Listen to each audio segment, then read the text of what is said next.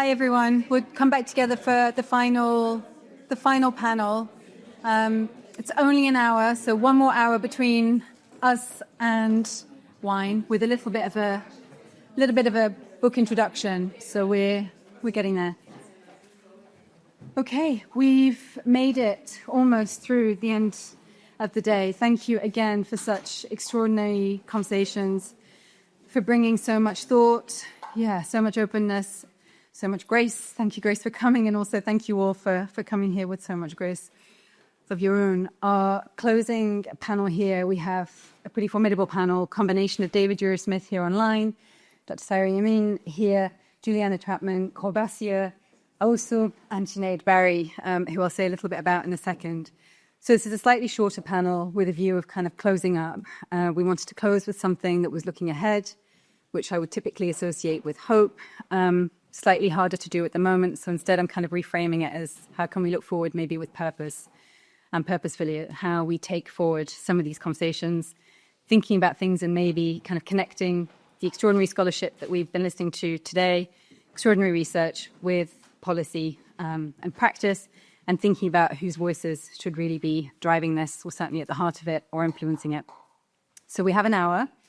I'll guide the conversation with a couple of prompt questions for each of our, again, extraordinary panelists here who've prepared a few words to share, and then we'll open it up for conversation because I imagine that you'll all have burning questions to ask the panelists too, or to open up for conversation between each other. So I'll say a couple of notes. I was thinking in the kind of the spirit of allowing for more of a flow of conversation, I'll introduce or say a couple of words about each of the panelists. First, I won't do you justice, so please do forgive me and add anything that I may have missed that feels important and relevant to share, or share in the conversations later.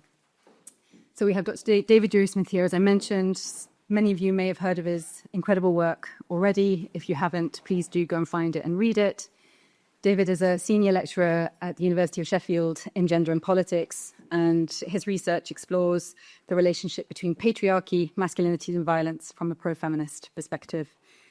He's published extensively. Again, amazing work. Please go and read it. Whenever I have the chance to listen to David's words, I'm always just blown away by his insightfulness and his incisiveness. So thank you, David, for joining us. I know you couldn't make it in person. We're so happy that you could make the time to join us virtually. I'll then just introduce quickly Dr. Saira Yamin here, who is the Ambassador Swanee Hunt Chair of Women, Peace and Security at the US Naval War College. Dream wish list of people for this panel was also someone who I was so concerned wouldn't be able to make it in the current climate and context, so thank you for coming over. This is a post that Dr. Yamin has held since 2022. One of the amazing things that Saira does with her team is to put together these symposiums on women, peace and security at the US Naval War College that Grace and I were very lucky to attend last year, sometime in May last year. Having just had this experience of event coordinating, I don't know how you did an event at that scale. So yeah, huge thank you. Dr. Yamin sits on the board of various presses, various journals. Please ask to find out more, and has a background in the development sector as well, working with various vulnerable communities. So really phenomenal profile and a pretty extraordinary post that we look forward to hearing more about. Juliana here is a portfolio manager on peace and security as well as biodiversity in Central Africa with KfW, the Development Bank. Please do feel free to go beyond the acronym. I'm not going to embarrass myself or anyone by trying that. We work together with Misha, who's in the room too. Misha and I were consultants working with KfW on a feasibility study for a project on ended up being on mental health and psychosocial support. And we wanted to share, have you here to tell us about KfW, but also about this amazing process of working with researchers to really drive programming effectively and kind of have, be conduits for potential needs in communities and contexts, and to be able to relay that back to development banks was a pretty extraordinary project to be a part of.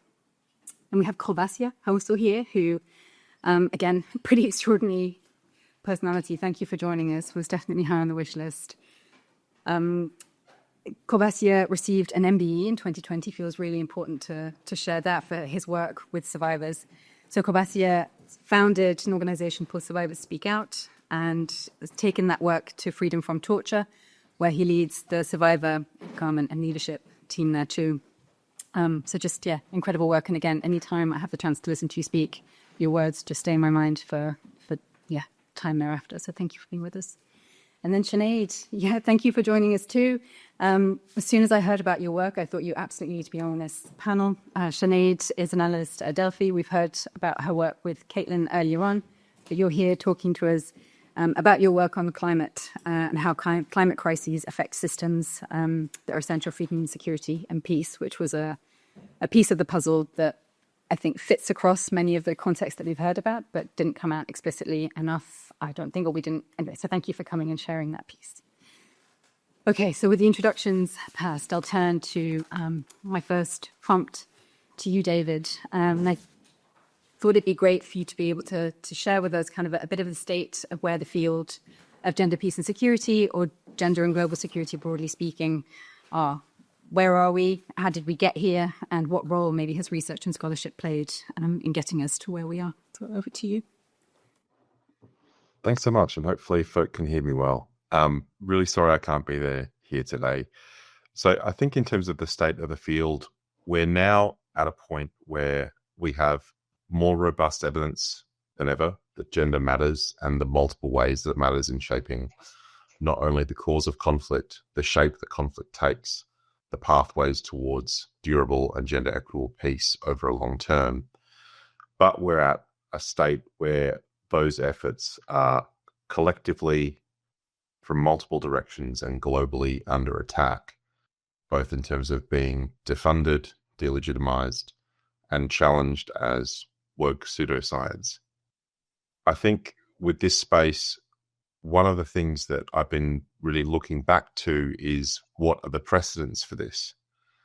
And for the bulk of the time that scholarship on gender, conflict, and security has existed, it has also been in a position of being devalued, challenged, politicized globally, and not given support and funding.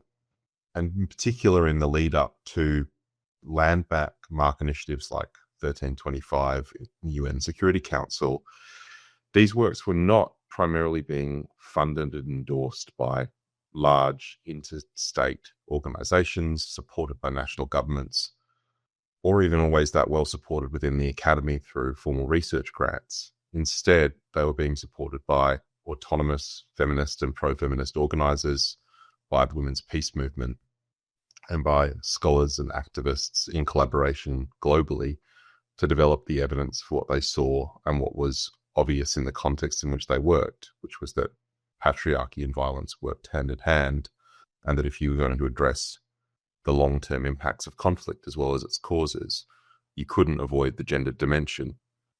So I've been thinking about what this means in a current context where the country that we're sitting in now is cutting somewhere around 40% of its aid to buy more weapons, fund more men in uniforms, and more tools of war.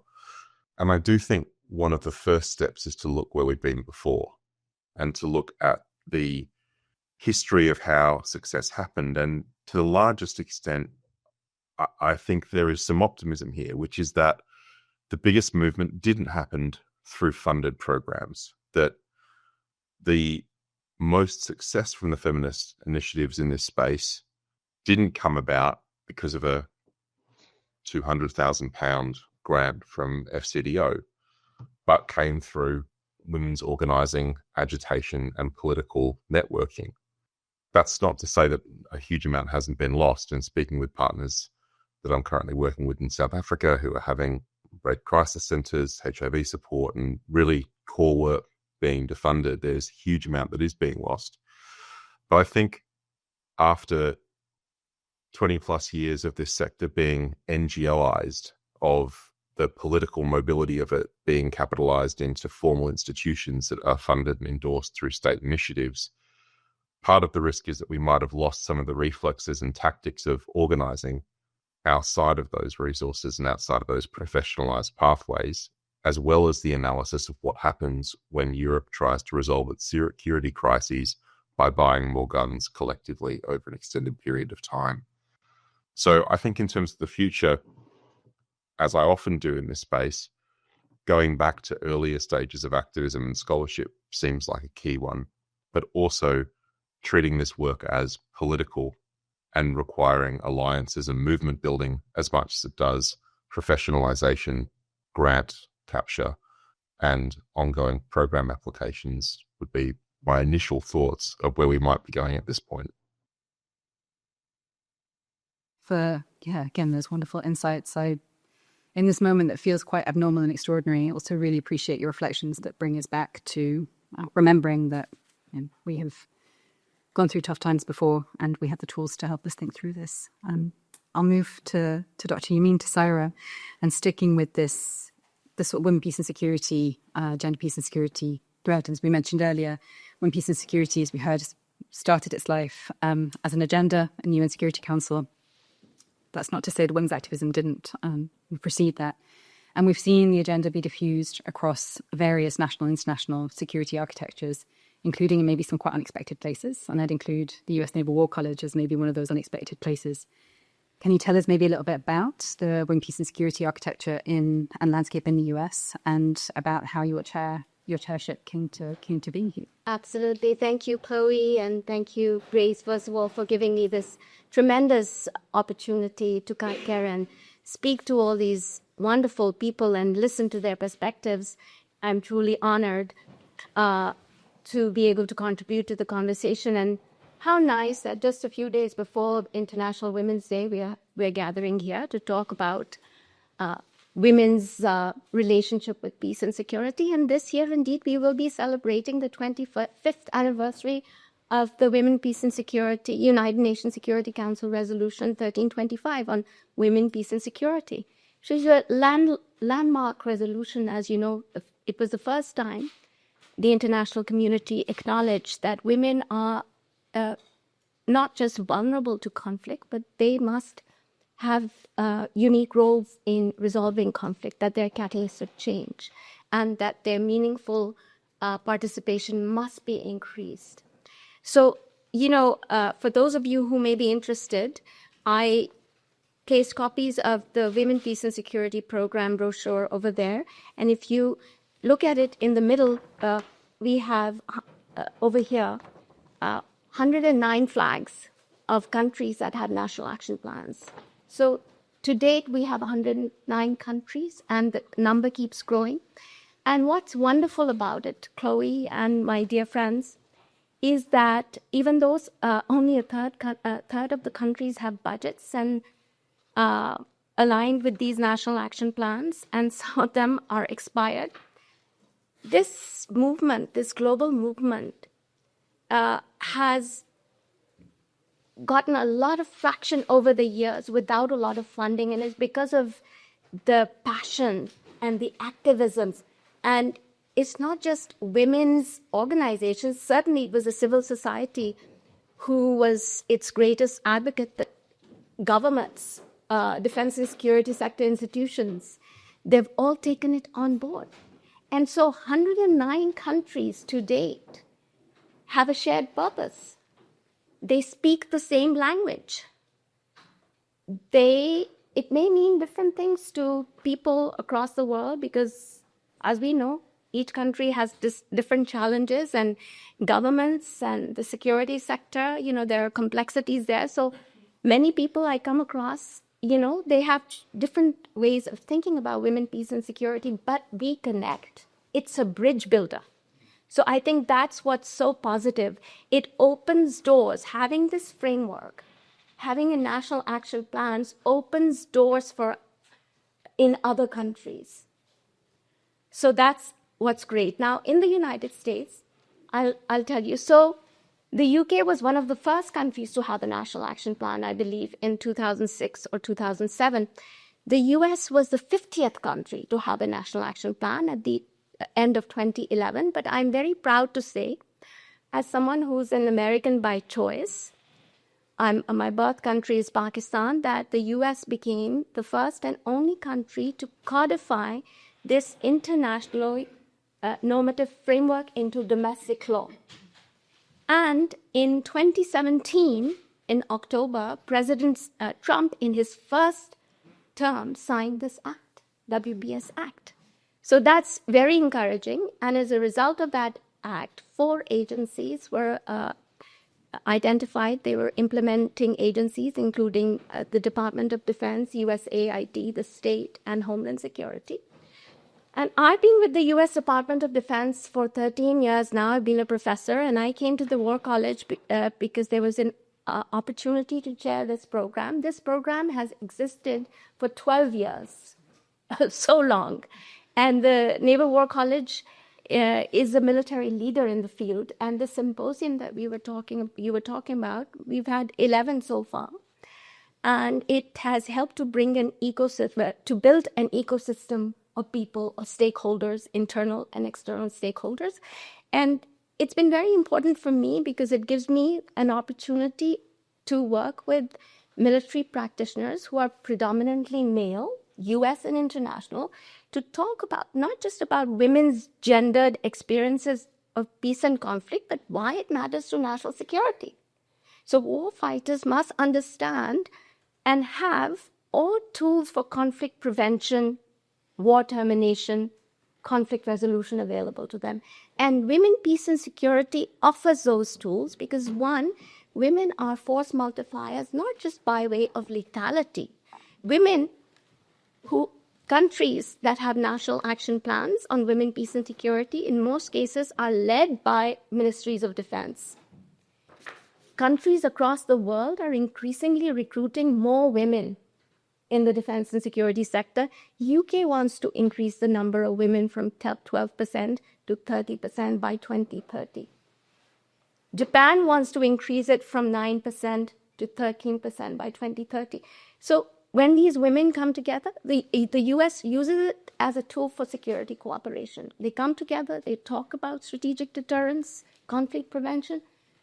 So I think we're headed in the right direction, and it gives us lots of opportunities for civil and military cooperation because this framework is about whole of government and whole of society approaches to cooperation. So with that, I'll turn it back over to you. Thank you, Saira. Looking forward to digging a little bit deeper into that, but thank you for giving us a glimpse into this pretty extraordinary position that you hold. Juliana, I'll turn over to you, sticking with sort of more of an institutional focus at the moment and bringing KFW into the spotlight a little bit. I probably shouldn't share, but I hadn't heard of KFW before we started working together. And as someone who studied development for many years, that probably is not great. So thank you for the opportunity to get to know KFW more. I'd love to hear a little bit about its history, perhaps. Maybe others, I don't know if others maybe are familiar with KFW, the German Development Bank. It's a pretty key actor in the space with quite an extraordinary history and quite poignant history too. So perhaps you could share just a little bit about that and the kind of where gender has fit into that. Yeah. Thank you, Chloe. I think you're not alone in not knowing us. I think there's a lot of people who only know GIZ but have never heard of KFW. And thank you also, Chloe and Grace, for inviting me today. It's really a pleasure to listen to all your brilliant minds and work. So KFW, or the abbreviation KFW in German, stands for Bank for Reconstruction. And this is because it was created after the end of World War II by the Allied forces as part of the Marshall Plan in order to finance the reconstruction of the German economy and German infrastructure. And then after that was being finished, over the next decades, it developed more into a promotional bank, fostering domestic sustainable economic development, but also international sustainable economic development. So there are now 4 tranches of the bank. You would have one which is only focusing on domestic promotion, energy efficiency projects, and so on, and 3 international branches. One is focusing on private sector development in countries of the Global South, one on import-export businesses, and then finally there is the so-called development bank, which is where I'm working at, and we are implementing, or financing is the right word, projects on behalf of the German government. So GIZ and KFW are financing and implementing the majority of what is, official development cooperation of the German government.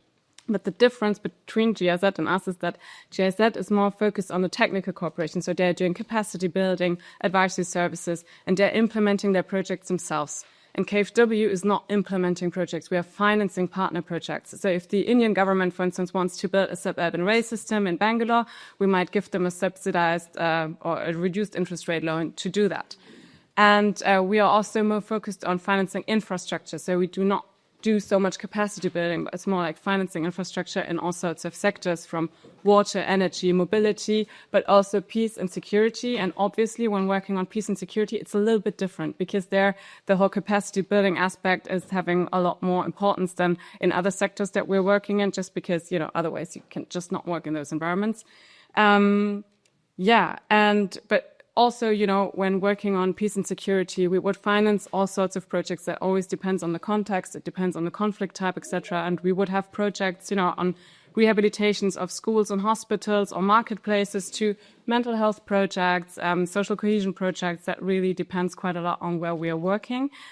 And gender plays an important role in our work in general, but especially, in this peace and security context, for all of the reasons that we've heard of today and that we're, I think, all very familiar with. But it got a huge boost 2 years ago when the German government adopted their feminist foreign and development policy, putting gender equality really to the top of the agenda of German foreign affairs. And that also meant for us as implementing agencies to put that to the top of the agenda. And it required us to at least have 92% of all our new commitments to have gender equality either as a primary or as a important secondary objective. And this is obviously not very straightforward if you're, you know, financing infrastructure projects usually. But when it comes to peace and conflict, then what we are doing for gender equality also depends a lot on the context, obviously. And we try to work a lot together with, you know, women groups, NGOs, etc., in order to identify what works best. But you would find all sorts of different components addressing gender equality in those contexts, from components on gender-based violence to family planning, to positive masculinities, female leadership. That really depends on the project. It depends on the context. Etc. So I would say it plays a very important role, but what we're doing depends a lot. And still, usually in our projects, gender equality is not the primary focus. So we would not call a project, you know, gender whatsoever, but it would still be a project on mental health, for instance, on social cohesion. And then gender would play a very important role in it, but it would not be, you know, the main focus of the project. But I might come back to that later, and I'll hand back over to you. Thanks, Juliana, for giving us a glimpse there too into the work at KFW and also GEM's bond policy areas to maybe dig into that a little bit deeper in the second round. Kolbassia, we'll turn over to you if that's okay. And you do, say, extraordinary work working both with survivors and encouraging survivor-centered approaches in all of this, whether it be with researchers, with institutions, organizations of various kinds, with FCDO and donors. It would be wonderful if you could share with us more about what that means to you, where your work started kind of around this, and what's your sense of where we're at with survivor-centered approaches? Yeah, thank you. Hi, everyone. Honestly, I'm following the previous speaker. I'm also really grateful to be here, talking to you. And it's really important that, the subject of, survivor-centered approach, should be, part of any conversation that we have it. I think I always start by it depends on who I'm talking to, but the simple analogy I always put to people is this. You have a baker that bake a cake, and then the person that ate the cake, but the baker did not eat the cake. So if you ask the question how the cake tastes like, who's best to answer this question? And sometimes I ask people, and you'll be surprised how people, answer the question. But I think with that principle that I always, went about, looking at soul-centered approach. So who's best, to answer the question, how the cake tastes like, between the person that ate the cake and then the baker that baked the cake but did not eat the cake? The obvious answer is the person that, ate the cake. Otherwise, the only person that can know how the cake tastes like. Because if you bake the cake, you didn't know taste, how would you know that? But, if you look at that analogy, I think that's, and if you bring it back to, the work that we do and, the area that we're working, most of the time is the question is asked to the baker, not the person that tastes the cake. All right, so I think that's a dilemma that we find quite ourselves in. So always, if you have a questions no matter what is that question. Is that related to research, related to policies, related to service, related to scholarship? If the impact will have direct implication to the survivors, then survivors has to be at the heart of that. All right. That's, for me, that's the first principle that you have to apply. All right. Who is the beneficiary of the impact? And if you answer that question, therefore you put that beneficiary at the heart of that. All right. And also, it's the question of how I came. I came to that. I'm a survivor. When I came to the UK, I felt that I have built through going like the migration journey, the challenges, try to secure protection within the UK, going through the UK asylum system, put in immigration detention centers, and all those culmination of challenges that created anger within myself, and also the way that I look at how the narratives around survivors and the stigma that attached to it, and so on. So I come to a conclusion that I personally have something to contribute positively within the debate, and also looking at the different services that I come to contact with, that I use, and so on. So sometimes they are designed, but I felt that there is a missing piece within that design, because sometimes they don't answer probably my need. They don't answer the question. Or if I look at, the one of the biggest example that I always took, also looking at the UN system, because I don't know if you have ever watched a Bollywood movie. That's nothing negative about it, because I love Bollywood movies, right? But in the Bollywood movies, the police will come only when everything finished. That's how it. That's how it's, and that's how I see I see the UN system from survival. I'm sorry. No, I'm sorry to say that, but as from a survivor's perspective, from somebody that live in a refugee camp, somebody that went through persecutions and torture and all those kind of things, when I needed that system to protect me, they weren't there. So that's always. When I need them, they weren't there. Therefore, they came late. So why they came late? So there's a question I'm asking, why they came late? And what is those counters of policies? And how those policies come about it, right? Those the policy, when the policy were designed, somebody like me was there, trying to shape it, trying to put the need there to understand, how the policy can impact that. So all those, questions that I ask myself, and I said, maybe I also play a role into that, right? Because I was absent. Right? When I say I, it means that it's not just me alone, but the other survivors as well. So we are not there. Therefore, decision has been taken on our behalf, for us in our absence. So what I need to do? So then, I decided initially to create this for speaker network, talk to other survivors, said, we have a role here to play, right?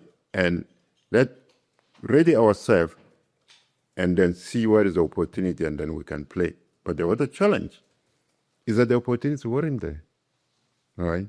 So that's our other piece of the puzzle, because the opportunity need to be created in order, for us expertise and experience, which is really essential, because I'm talking about lived experience, and those experience and expertise that you cannot just acquire from external. You have to live through it. And those experience and expertise are really important to complement the external expertise and experience. And when we mix them together, that's why we create, the cocktail, which is much, much better, which really end to one addressing the issue and the need of people that we want to help. And at the same time, us as people that, trying to find a solution, create a solution that is more effective and more efficient. Thank you.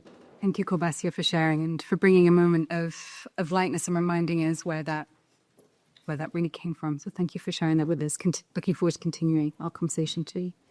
And then Sinead, yeah, this massive piece, again, of this ever-growing puzzle that you are bringing to you, this existential crisis in itself of climate. We've been talking about gender being a term that is being scrubbed. Climate is going through a similar process, despite the mountains of evidence around. So would love to hear a bit more from you. What does your research tell you about climate change as a cross-border challenge and its implications for conflict, and where does gender come into that picture too?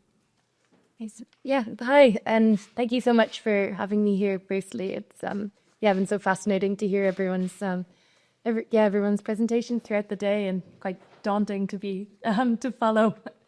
But yeah, I guess something that we need to be cognizant of, like, when we're talking about gender and conflicts, is that going forward, conflicts aren't going to be the same as they are now, and this is because of climate change. And this is partially due to the fact that there's quite a big overlap between the regions that are most conflict affected and most climate vulnerable. And these include many of the contexts that we've spoken about today, like DRC and Sudan and Bangladesh. And I'm going to draw from our recent assessment on Yemen. But these connections are also more than just geographic overlaps. And climate change can influence or lead to or exacerbate conflict in a variety of ways. But these usually happen through indirect impacts and primarily occur as a result of contextual factors. So, for example, in labour markets that are heavily reliant on agriculture, the reduced availability or quality of natural resources can increase competition for remaining resources, which could escalate into conflicts.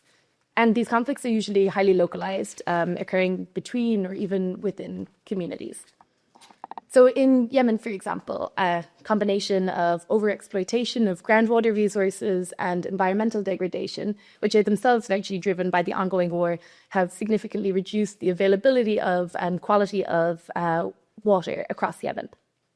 And this is a really serious problem for Yemen, as almost half of total employment and more than 2/3 of employed women work in agriculture, which of course requires a sufficient supply of water to irrigate crops.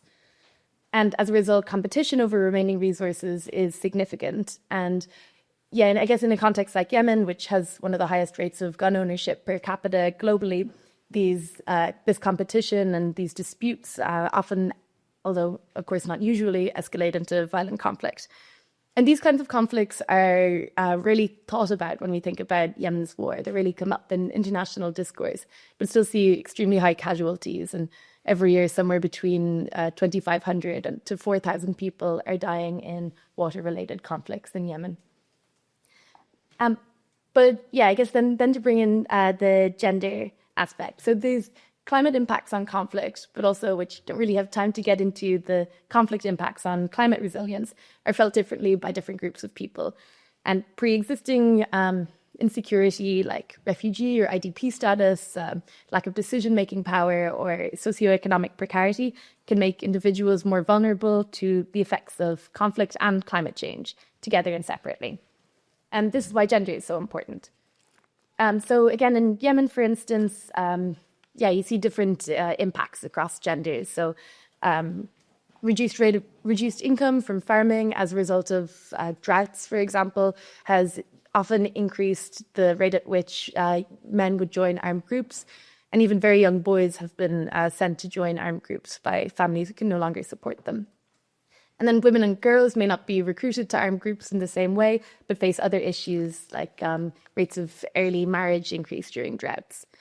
And then also women's traditional responsibility to collect water exposes them to specific climate-related security risks.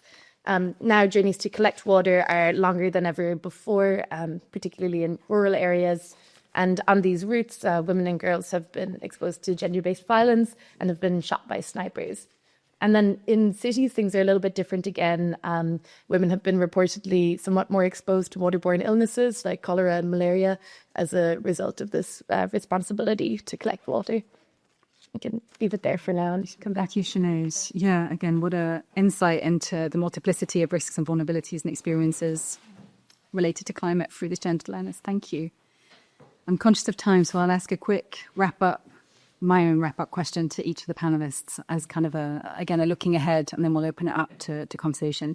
We might be able to go a few minutes into if my co-editors of the handbook don't mind, a few minutes into the Naught and Wine reception, if you also don't mind, a bit longer to wine. So just thinking about this, looking ahead with hope where we can and with purpose. David, I'll turn to you again first, and you pointed to some of this, but just to ask again, maybe more explicitly to you, what questions should we be asking ourselves at this juncture, at these intersections of gender, global security, and cross-border conflicts, if that will come into mind? And what role do you really see for academia playing during this time and in this space? Over to you. Yeah, thanks, Chloé. I'll start, I guess, with the role of academia. And I think at the moment, there has been a really big push for academia to have impact, which is obviously really valuable. And you want academic research to have deliverables that change things for people in practice. But often that has been operationalized and understood in terms of directly shaping state policy or working hand in hand with governments. I think the role of academia here, especially at this moment when the state governments are turning back towards older forms of militarism, is to be that critical friend, to provide the evidence base in collaboration, to form alliances with people within organizations who are trying to push back against these trends, to work with collaborators outside of them, to put pressure onto governments, and to use the position of academia, which is that I get to spend my life writing things that I believe in and largely not having them checked by my superior as to whether they fit the current line of the day, and using that in a kind of practical way that is not as beholden to funding. So I think in terms of academia, that's the big one. In terms of the questions we should ask ourselves at this juncture, I think there's probably three. The first one is, what were the things that got us to this point that didn't work over the last 20 years? We've had 20 years of increasing integration into state institutions, into action plans, that have had really good outcomes too. But ultimately, we're now facing a massive moment of backlash. So what were the steps that have got us to this point? The second one is, what are the ways that we can be more disruptive in the way that we organize in the future and not just do comfortable tinkering at the edges? And I think the third question is, how do we return to the materiality of militarism and violence and where the money goes? I think we've fallen far too much into conversations that just focus on norms and not the material basis of that. And when you look at what's happening in the UK at the moment, in the US, but globally, Hungary, in Australia, where I'm from as well, a huge part of this is not just about what people say they believe in, it's what they show they believe in by where the money goes. And so being more political economy focused, I think, has been a big mistake. So those are the three I'd lend with for some hope. Critical friend. There's a lot in there to unpack, but a really nice way to really couch the importance of academic critique. So thank you for sharing that and your really kind of, again, incisive questions for all of us to sit with. Saira, turning back to you, you've shared with us a little bit about the context at the moment and again about the women, peace and security architecture. My question to you is, what challenges and, dare I say, opportunities do you see for women, peace and security during these times? Looking ahead from your vantage point, what does thinking about gender and global security look like in your chairship? Thank you. Thank you, Chloé. So first of all, I would like to acknowledge that women, peace and security is a transformative framework. It's a transformative agenda. And actually, when I use the term agenda, people look at me very suspiciously. And so, but that goes with all the language that has to do with women, peace and security. Women, the term women is not received well. And I've been teaching women, peace and security for the past 13 years. And before I started teaching, which was 25 years ago, I worked in the development sector in Pakistan with NGOs and international NGOs and ActionAid, for example, and I work with refugees and in tribal areas. And it was an eye-opening experience for me to see the close relationship between women and a country's stability and progress and development. So, and so it really surprised me and shocked me when I started teaching, and not just to the US. I was teaching international security practitioners coming at the invitation of the US Department of Defense. It was diversity is seen as a dirty word. Women is seen as woke. Feminism, a lot of people thought I was or think that I am a Western feminist. It's, again, not a good way to look at me. Or, gender justice and social justice. So this is not new. The pushback is not new. And it's expected because we're talking about cultural change. We're talking about organizational change. It's personal to everyone. And what business do women have in this defense and security sectors, which is predominantly male? What are women doing there? So the challenge is really, and has been for me really, to help them see the relationship between women's experiences and national security. Women's experiences of conflict and building resilience capacity. So when we talk about conflict, and that women are disproportionately impacted by conflict, and all of you did a beautiful job explaining that today. We talked about displacement, we talked about insurgencies and terrorism and so on and so forth. Women have different experiences. Gender-based sexual violence is being used as a weapon in war. So we need to help the stakeholders. We need more men as allies. This is what we need to do. We need to help them understand that if we are fighting a war, and if it's a precursor to building peace and security, then we must integrate women's perspectives in building that security. Because when you have peace processes, peace agreements, they say, 90% of peace agreements are likely to fail within 5 years. But when you integrate women in peace processes, there's a 15% increase or 35% increased likelihood of those peace processes lasting longer than 15 years, which is great. And why is that? Because if you just have insurgents and official negotiators, they will just talk about peace from a very narrow lens. And women bring in the concerns of the community, which are related to national security. So I think, in my view, that it's an opportunity now for us to talk about not about gender equality. We need to talk about national security. We have to use the language that they understand in order to move forward. And that's my point. Thank you. Yeah, what a strong place to end on that. Thank you, Saira, and for reminding us of the stakes of including women's voices in these spaces too. Juliana, turning to you with a similar question. When we prepped for our conversation was before the weekend, and things may have changed a little bit in Germany since. What challenges, dare I say, opportunities do you see for KfW during these times? What will this mean for your work as an institution, if you know already? What will it mean for the feminist foreign policy and for sort of gender in the space? And if I can add one more bad practice to add multiple questions, I will note. But what role do you see for, again, researchers working with you and KfW during these times? Yeah, I think there are so many challenges, but I try to make it short. So first of all, there is, as you rightly mentioned, the political landscape. So you might have heard the Conservative Party won the election in Germany. And at least, judging from what they've been saying in the past, I guess that gender equality will not be their top priority anymore. Actually, in preparation to today, I read the entire campaign program of the party. And in a section where they talk about what they want to do for foreign affairs, they mention women and girls in one sentence at least. So I'm not entirely pessimistic and depressed.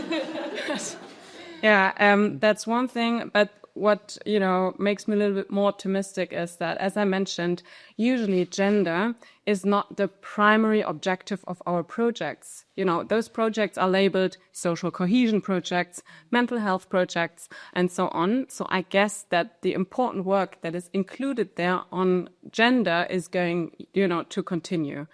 And also, we've been doing so much on thinking about how we can make our projects better with regards to gender over the last few years after this new policy was adopted, etc. I think, that really also sunk into our minds. We got sensibilized quite a lot on how we can do that better, and I think we will continue to do this. At least that's what I hope. But then there are also many other institutional challenges, because we are, as many other big institutions, very well regulated. We have a lot of rules and processes that we have to stick to that make us very unflexible sometimes, especially when working in, conflict environments. That can become a problem. Someone said that today, that you are researching on moving sand. We are working on moving sand. So, we're working in volatile environments, and we need to be able to adapt quickly. And I think we can get a lot better at that. But the problem is, because of all those rules and regulations, you have to set a lot of things in stone before a project starts. You have to decide a lot of things. And that makes you very unable to adapt a project. But what brings me optimism is that we see in some projects in the MENA region especially, they are designing more open programs where not everything is set in stone, and where they have co-design processes with communities, with local NGOs, with women groups, etc., and where they have regular feedback loops in order to really inform the project. Is this going into the right direction? Do we have to adapt it? Can we, move the project differently? So I think we need a lot more flexibility and the courage to have more open programs. But also those rules and regulations very often prevent us, from working with specific actors. We were talking today about military and military wives. It's very unlikely that we are able to work directly with the military because of those rules and regulations. And there's also, a whole lot of other questions. How do you select the right actors?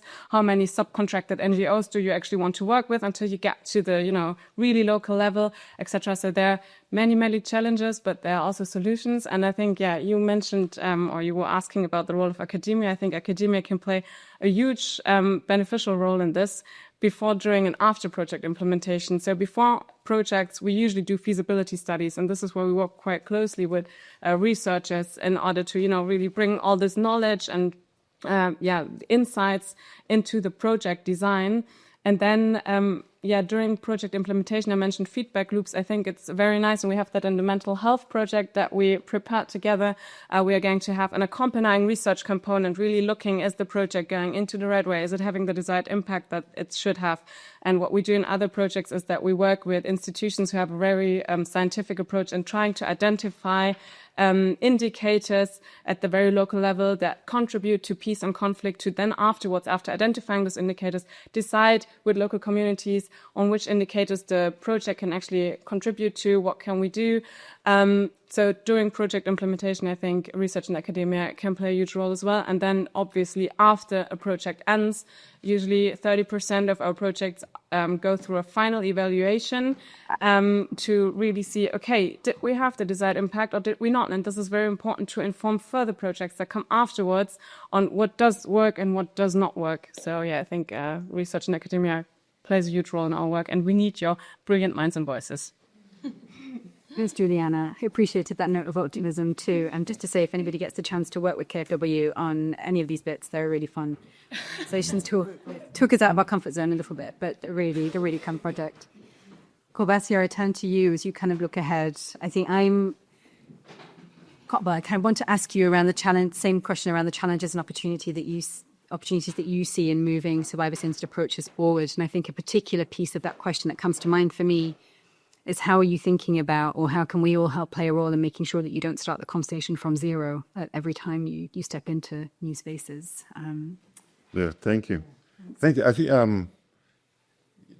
there's the challenges, there's opportunities, and also how we look, forward to that. I think right now, there is no more question about, the importance of source-centered approach. I think, everywhere you hear that, every opportunity of a platform, survivors are invited. And also, funders also put a key question on that, part of the process.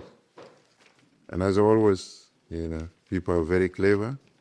So everybody just doing source-centered approach. But most of them are just tokenistic. So, I mean, the challenge is that we have tokenistic with genuine engagement and participation. That's one. Also, institutional memory and sustainability of that. Because I think survival-centered approach, it is not trend, it's a commitment. And for that commitment to be really effective, I think investment, need to be, put behind. Another challenge is the power and balance. And I think that's what creates most of the problem, because, the power is one, is set somewhere for a very long time. And when you think about bringing survivors in, people feel that, you're wrestling, the power away from them. But the power is where most of the decision making is happening. And as long that if you don't balance that power, the decision is always taken on behalf of survivors. So you have to unbalance that power. So then survivors, are part of the decision making. It is no more about just, so survivors are consulted, but survivors are leading in terms of the design, leading in terms of implementation, leading in terms of policy, leading in terms of decision making. Another point is, in burnout, well-being of survivors as well when you engage with them, because lived experience come with emotions, and those emotions, if you keep repeating that, has toll in it, mental health and so on. So those things that you need to taken into considerations and as well. And I think survivors need to be compensated with the expertise that they bring. It's this expertise that they're bringing. It is not just testimony alone, but it is they bring important expertise. I think in opportunity we need to shift from consultation to survival leadership. But as I say, I think we need to institutionalize survivors' expertise within our work, within the framework that we establishing, within the policy processes and the policy development, within our decision makings and so on. So, and also another opportunity, there's opportunity that we can create a collective power that we can create alongside survivors, expert, and anybody that interested into finding a solution. How to ensure we don't start? I think we can build on what is already there, because there is quite a lot of out there. There's quite a lot of survivors network, and part of the opportunity, part of the fact that central approach became mainstream. So now you have so many network of survivors come together, survivors doing the activism, advocacy, and so on. So we can build on that, and we can work with what we have already there. I think learn and listen. Listen and learn. Basically, I think that's really important, especially nothing against the researchers, but especially people that are doing research, right? So it's not about just going and extracting the information from the survivors. How could we work with survivors together in order for the survivors as well to be part of the researchers, part of your work and so on. So that's also really important. Last one, I think invest in the support system. It's really, really, really important. Otherwise, you leave survivors on their own, and sometimes skills need to be built. Those how you help people to turn their lived experience into expertise. That's also really, really important. Thank you. Thank you, Kolbassia. And thank you for your note, given the space here, thinking of researchers in particular there too. Sinead, looking to you again here too. Question around challenges and opportunities, of which there are many. So I'll start with that, but also ask you, what strategies do you sort of have in mind at the moment to keep this important work, your important work, moving forward in this current climate and context? Yeah, so enormous challenges, as we've discussed throughout the day, that are probably unlikely to get better anytime soon. So I guess from how to navigate this from a research, but also from a program and policy perspective, is I guess firstly to be quite realistic about this, and then and then be a little bit more strategic moving forward about how to use the limited funds that are and will be less going forward. And I think one kind of practical thing to try to do is to make the case even stronger for our work than we've already been trying to do. So like as funding becomes more limited, it will become more competitive between organizations, but also between specific topics. So I think maybe one kind of strategy moving forward is try to push for a kind of business case for this kind of intersectional work that focuses on the gendered dimensions of global security and the climate and environmental ones too. And one way I think that is valuable to make this business case is to demonstrate why intersectional programming that thinks about gender and thinks about climate and the environment isn't an add-on to work, but is actually really important for effectiveness.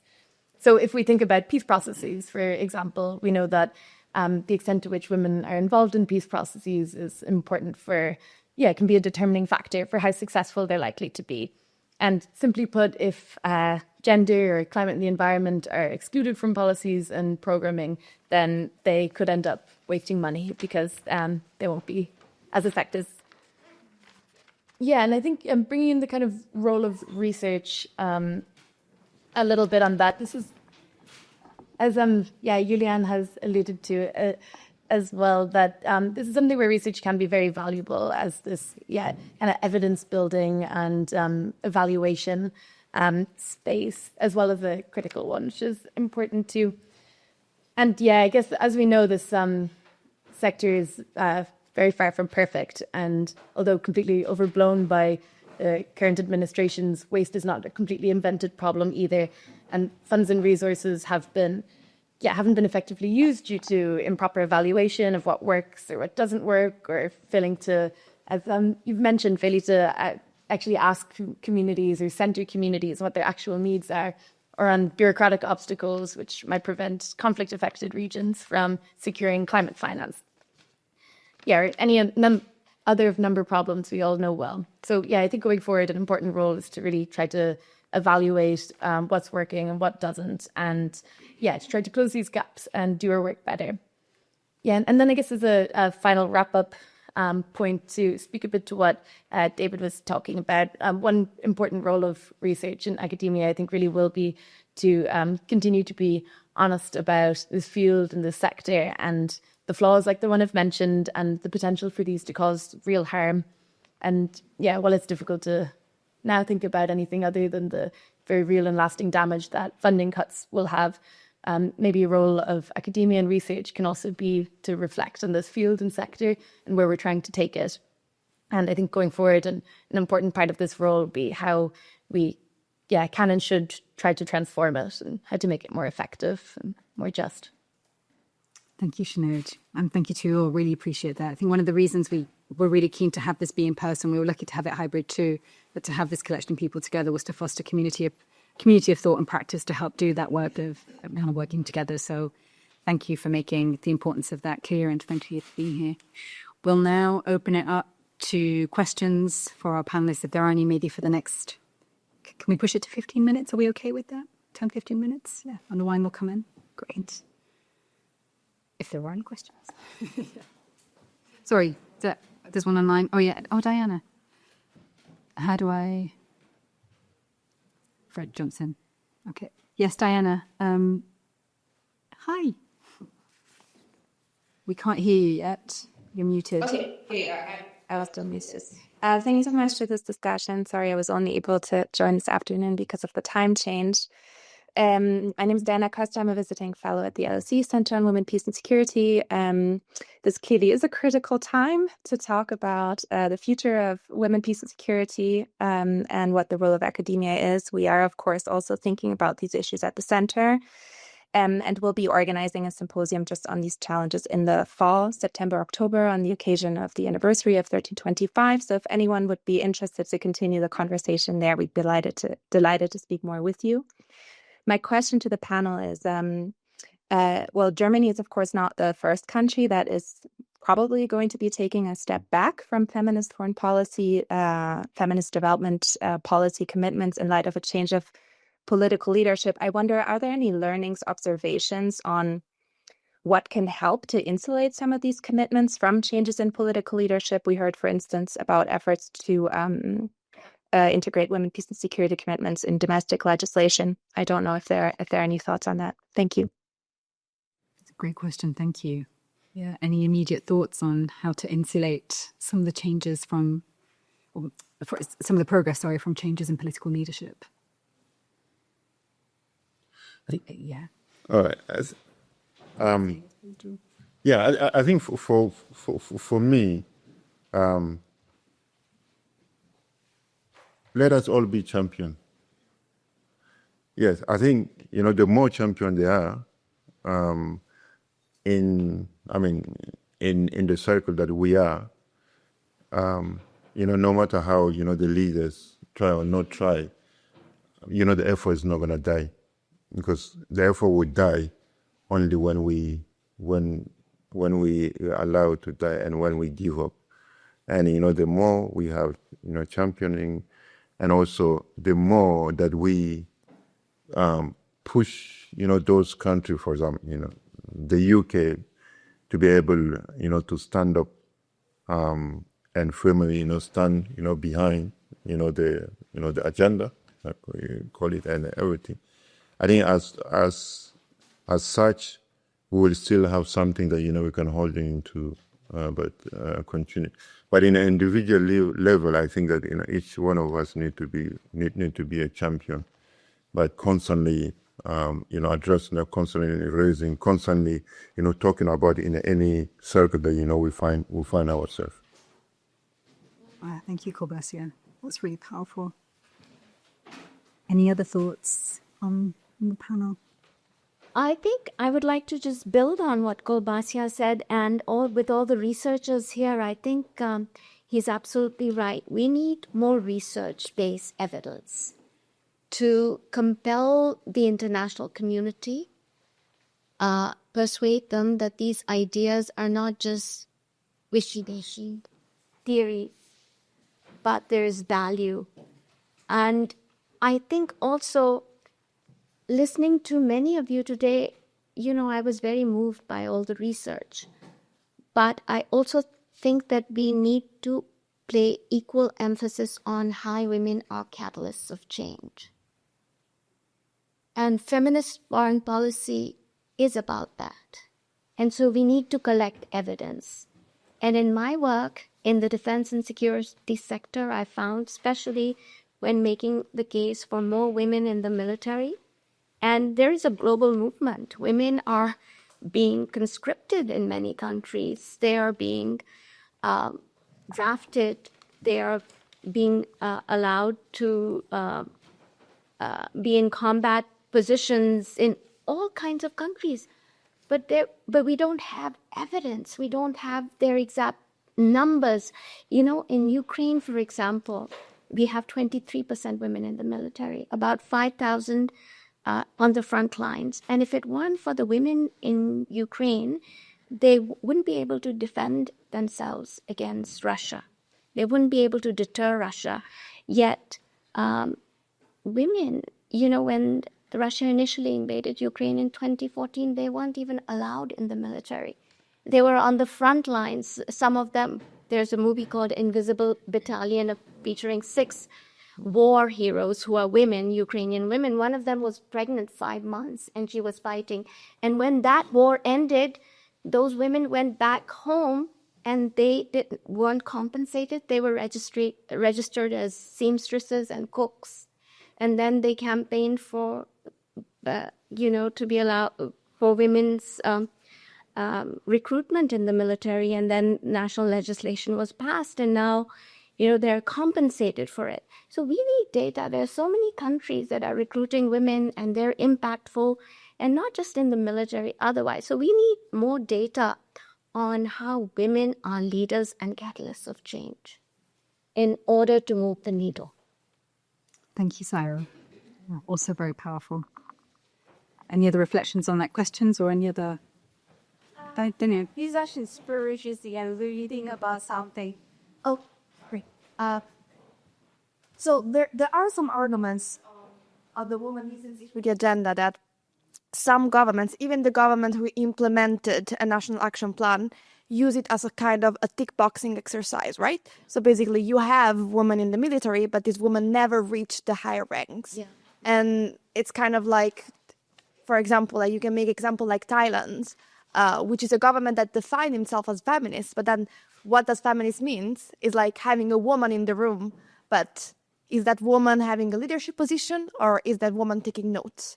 So I was wondering how do you make sense of this argument, and how can we ensure that when it comes to women, peace and security, the outcome is not presence but is action? May I respond?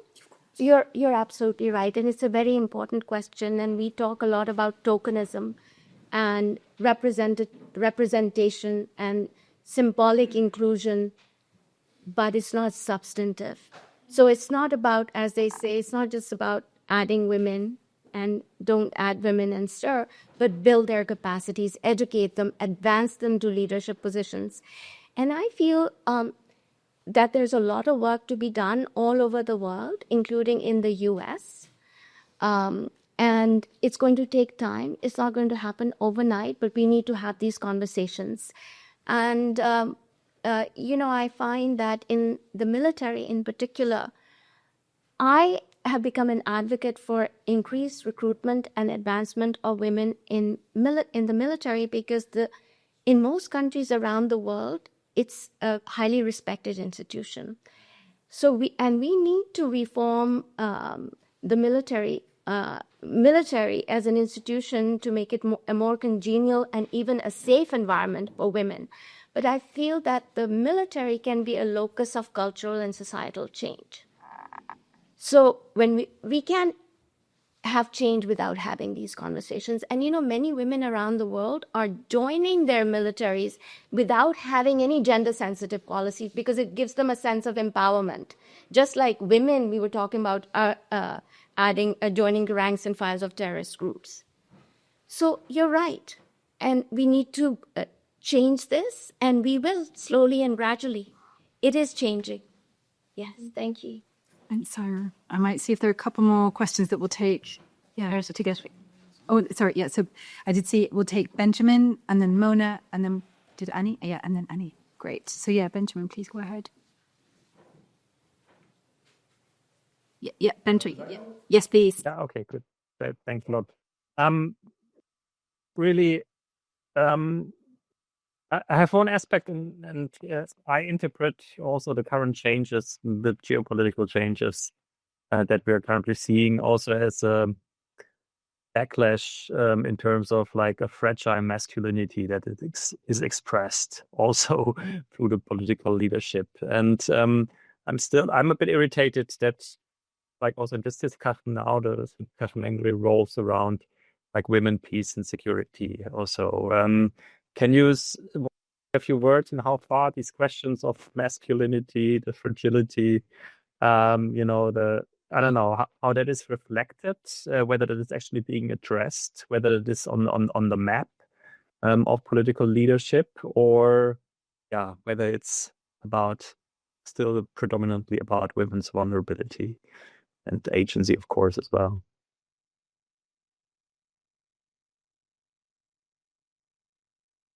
To our closing session, I hope maybe you can stay for, which is the introduction to the Routledge Handbook of Masculinity, Conflict and Peace Building.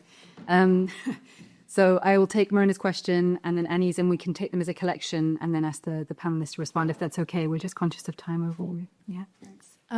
Okay, I was just reflecting on David's second point on aligning with allies within governments, within policymaking spheres.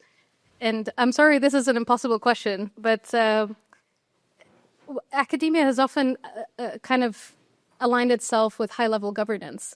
But when we look at history, a lot of the gains in human rights, a lot of the big achievements came from the people, not from the governments.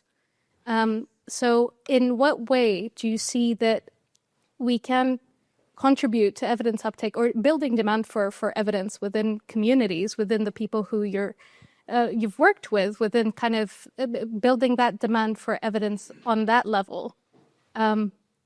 Because inversely, it could end up sort of legitimizing the wrong people, empowering the wrong governments. supporting kind of kind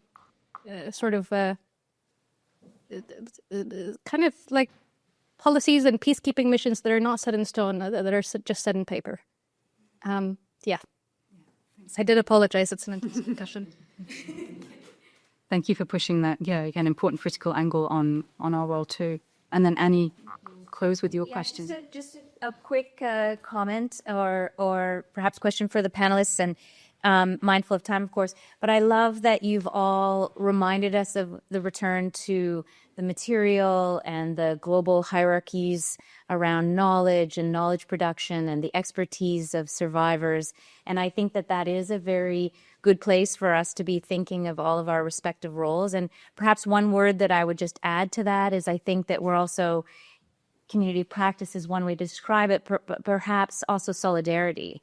Solidarity between different sectors, whether different folks are doing important work, and being honest about what we do know and what we don't know, and where we've had failings and where there's possibilities for transformative approaches. And, I sort of was thinking about that as you were talking about expertise and co-design. And I think those are challenges to take seriously because, again, they can become tick boxes. So insofar as we can really think about that and work together across different sectors, I think that's really got a lot of potential. So thanks for that.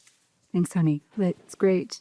We'll turn it to the panelists to maybe wrap up with some reflections on any and all of the questions asked. So we have where are masculinities on this agenda and in this conversation looking forward?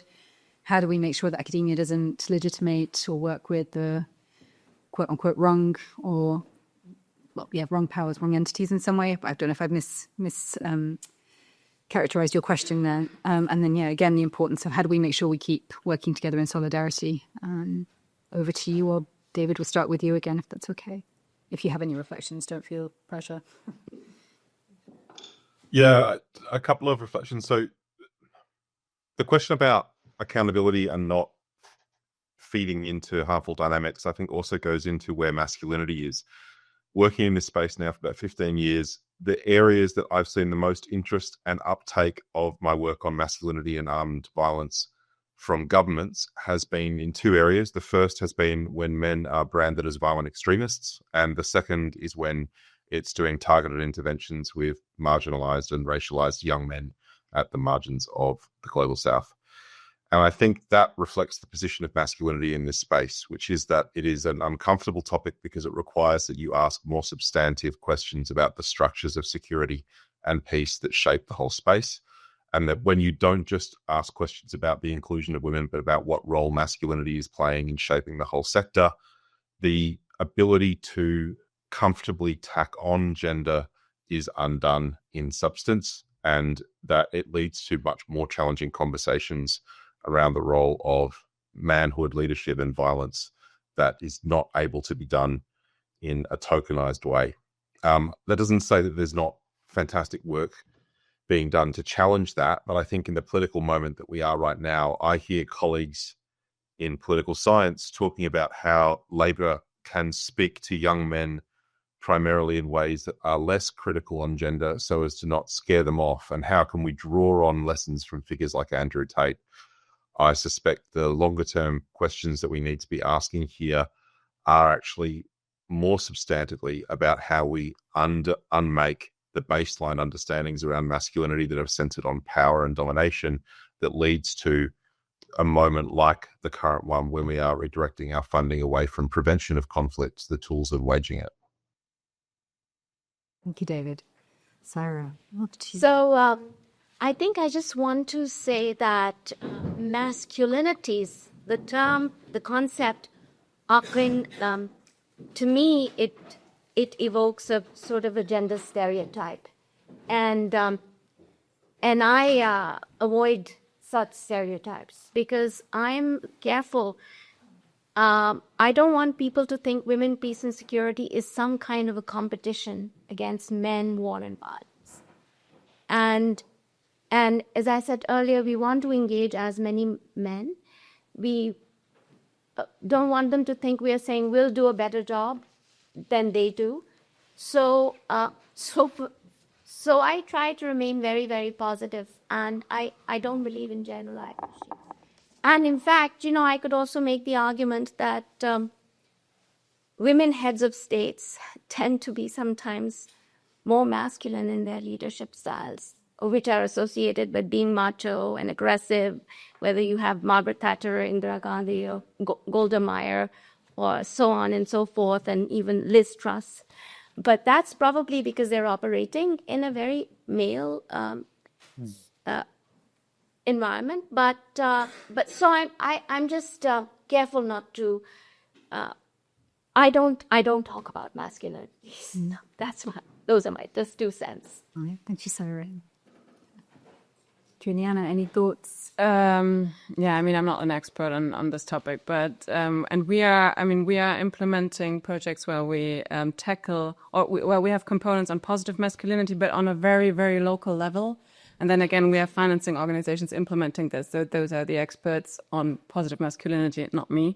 I'm just a portfolio manager. But, we don't address this really at the high political level, because that's also in the countries that we're working with very, very difficult. Sometimes on a more provincial level, you would find leaders who are very proactive in that sense as well. But then again, it depends so much on the context, and you cannot force this topic, on everyone. I think that goes into your direction as well. And have to be very careful in not, provoking resistance against it while doing it. But, yeah. It's a tricky space. Kolbassia, do you have any I think reflections on? Yeah. I think my reflection is, one of them, I was talking to, I was talking to somebody in DC. I mean, before the U.S. elections, and we were having a chat, and I said, "Oh, how are you bracing if it's Donald Trump that become president?" And I think the response at that time for me was enlightening. I mean, what they said. Remember, the first time that Donald Trump came, the challenge that people felt that he brought, instead of weaken, the effort and the collaboration, it rather strengthened.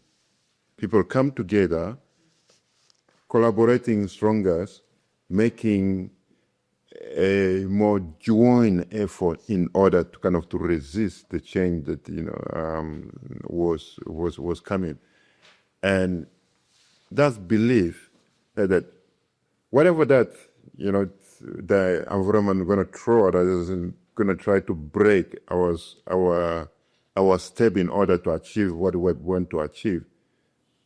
Looking at this history, always creates a more stronger joint effort, per se. And I think that's the optimism that I always look at challenges.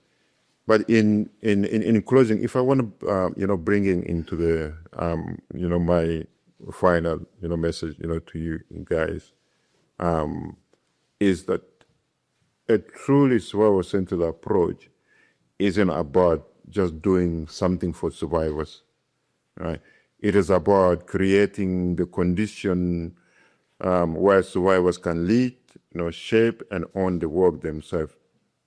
I mean, that is a challenge, but also that's the biggest opportunity that we have, for lasting change. So, if anything, I want to leave that to you is this one. Thank you. Kolbassia. And then Sinead is a wrap up to the panel. I won't attempt to wrap up all of the complex and interesting discussion we've had today, but maybe just a short extra point on some of the questions on the role of academia. It's not a very interesting point, but I think it's an important one that to enact change beyond academia, then it's really important to just continue to engage with the world beyond academia, and academia does still exist in somewhat of a bubble. I hope I don't offend people. But yeah, to really like enact change in the policy and program spaces, and to read policy research, or engage with programs and engage with the more community level groups as well as the higher level ones. Thanks, Sinead. Really appreciate that. And thank you to you all. Please join me. Thank you to you. Amazing. Thank you to all for the questions. I think that for me, the most important thing looking forward is that we take care of each other. I think as we keep going, I think we are the resistance. I'm not really guessing. I said it. And ended a last conference calling for revolution, so I need to calm myself down. Panels. But thank you for you all for being with us today. It's been absolutely amazing. Grace, do you want to just say a word to say thank you? Because I guess we'll go straight into the wine, and I want to give you the chance to say a thank you. I will go and check whether the wine is outside. Yeah, great.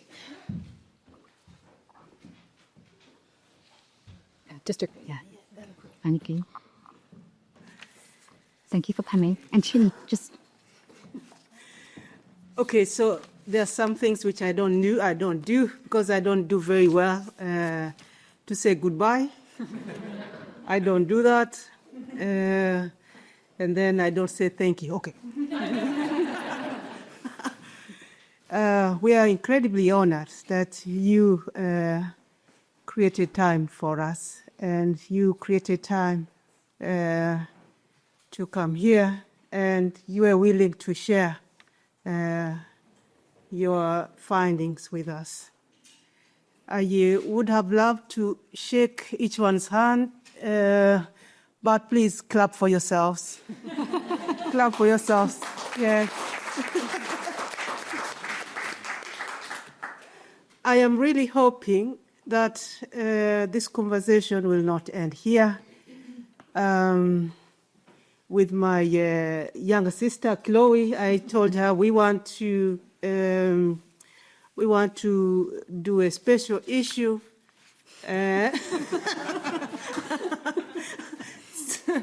And for good reasons too, so that we can objectify this discussion, and that will be a reference point for many years. Written work is always better than verbal work.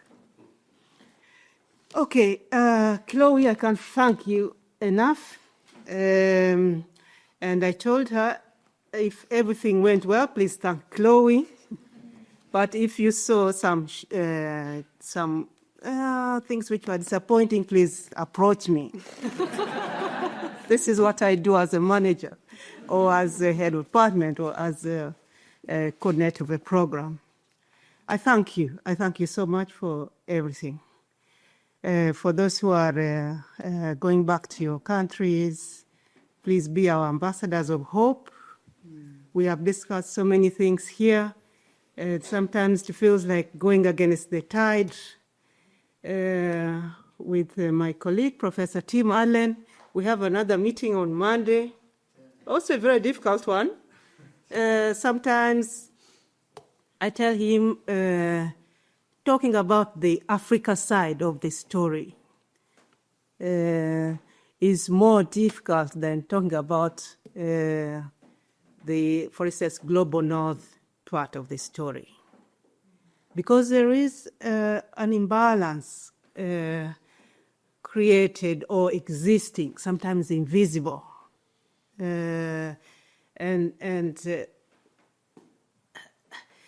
With Melissa Parker, we even wrote something about strategic ignorance. So when my sister says she's looking for more evidence, we have already talked about strategic ignorance, whereby evidence is not value-free. There is evidence which is good evidence. There is evidence which we should set aside. There is evidence which should come to later. Yeah? So sometimes as an academic, I negotiate all these positions, and sometimes I just decide, okay, I want to tell the Africa side of the story, and it is sometimes annoying, yeah? But we just keep in there. We just hang in there, or else nobody else will say it, Yeah. So, thank you.